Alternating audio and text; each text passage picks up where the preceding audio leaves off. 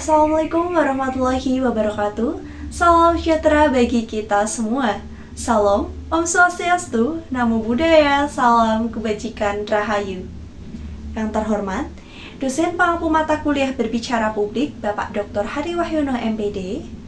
Yang saya hormati, teman-teman Rombel A Pendidikan Bahasa dan Sastra Indonesia nan berbahagia.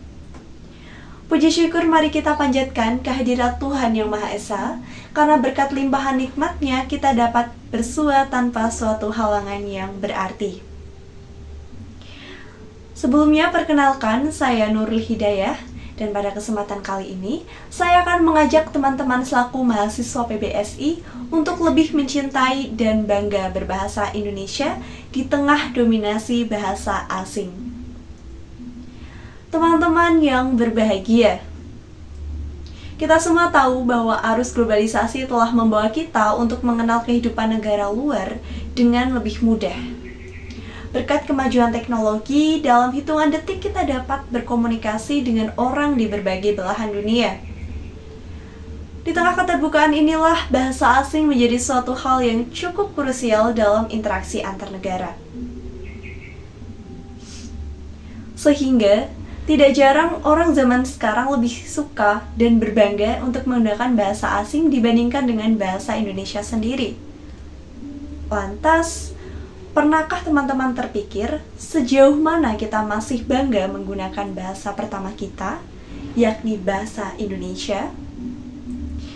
Teman-teman yang berbahagia, sebelumnya apakah teman-teman tahu bahwa bahasa Indonesia merupakan satu dari sedikit bahasa yang dipelajari resmi di lebih dari 50 negara. Bahkan di Australia sendiri ada 600 sekolah yang mengajarkan bahasa Indonesia sebagai mata pelajaran pilihan. Hal ini menandakan apa teman-teman? Ya, hal ini menandakan bahwa di luar negeri bahasa kita dihargai dan dianggap penting.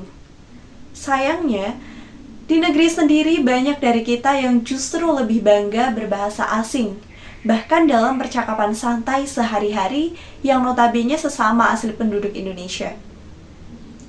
Sebenarnya tidak salah teman-teman menguasai bahasa asing, karena itu juga agar kita dapat terhubung dengan dunia global.